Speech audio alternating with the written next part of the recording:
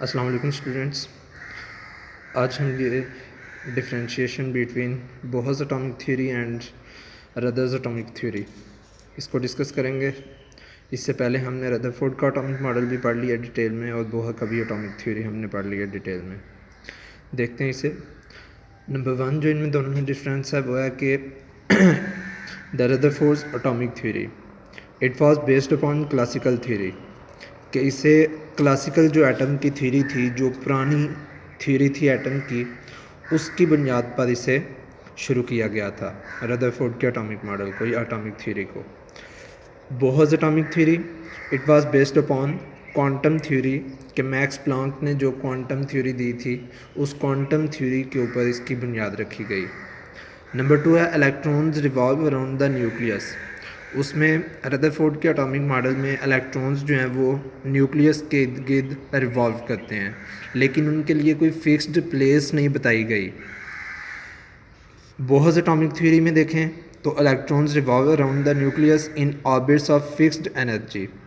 تو بوہرز atomic theory جو ہے یہ بتاتی ہے کہ فکسڈ انرجی کے آربٹس ہیں، ان فکسڈ انرجی کے آربٹس میں ایک محسوس وقت تک ایک الیکٹرون جو ہے وہ ریوالو کرتا رہتا ہے، جب تک اس میں سے انرجی ریلیز نہیں ہوتی یا اسے مزید انرجی دی نہیں جاتی۔ اگر تو کل ہم نے پڑھ لیا تھا کہ اگر اسے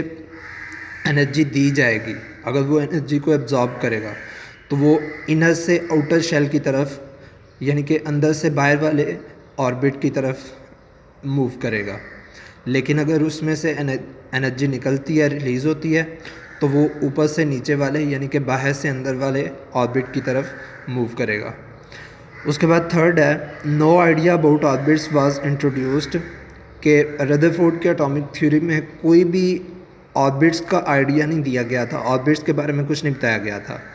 لیکن جو بوہرز اٹامک تھیوری ہے، orbits had angular momentum,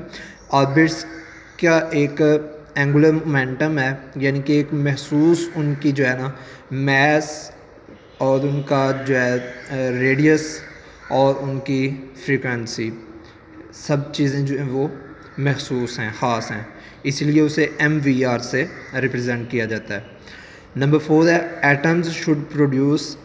continuous spectrum, کہ ردرفورڈ کے اٹامک تھیوری کو اگر دیکھا جائے تو ایٹم کا جو اسپیکٹرم بنے گا وہ کنٹینیوس اسپیکٹرم بنے گا، جس میں کلرز کے درمیان آپ کو کوئی ڈیفینیٹ باؤنڈری نہیں ملے گی۔ جبکہ جو بوہرز اٹامک تھیوری ہے، atoms should produce line spectrum, کہ ایٹمز جو ہیں انہیں لائن اسپیکٹرم پیدا کرنا چاہیے، اور حقیقت میں ایٹمز کرتے بھی لائن اسپیکٹرم پیدا ہیں، کیونکہ جب بھی اس کے اسپیکٹرم کو دیکھا جائے گا تو اس کے اسپیکٹرم میں وائٹ لائنز جو ہیں وہ یا تو ڈارک بینڈز کو سپریٹ کر رہی ہوتی ہیں، یا پھر ڈارک لائنز جو ہیں وہ وائٹ بینڈز کو آپس میں ایک دوسرے سے جو ہے سپریٹ کر رہی ہوتی ہیں۔ لاسٹ ہے ایٹمز شوڈ کولیپس، کہ چونکہ نیگیٹو اور پازیٹیو چارج جو ہیں وہ آپس میں ٹکرا جائیں گے، جب کنٹینیولی وہ ریوالو کرتا ہوا الیکٹرون جو ہے وہ اندر کی طرف آئے گا تو وہ آپس میں ٹکرا جائیں گے، تو ایٹم جو ہے وہ کولیپس کر جائے گا، ایٹم ٹوٹ جائے گا۔ ایٹم شوڈ ایگزسٹ، کہ بوہرز اٹامک تھیوری جو ہے اس میں چونکہ فکسڈ آربٹ میں رہتے ہیں، ایک فکسڈ انرجی آربٹ میں ایک شیل میں رہتے ہیں، تو اس وجہ سے وہ نیوکلیس تک نہیں پہنچ سکتے الیکٹرونز، اور نہ ہی وہ اس کے ساتھ ٹکرائیں گے۔ تو اس تھیوری کے مطابق ایٹم جو ہے وہ ایگزسٹ کر سکتا ہے، ایٹم جو ہے وہ رہ سکتا ہے۔ اس کے ساتھ ہی ہمارا یہ آج کا ٹاپک جو ہے یہ کمپلیٹ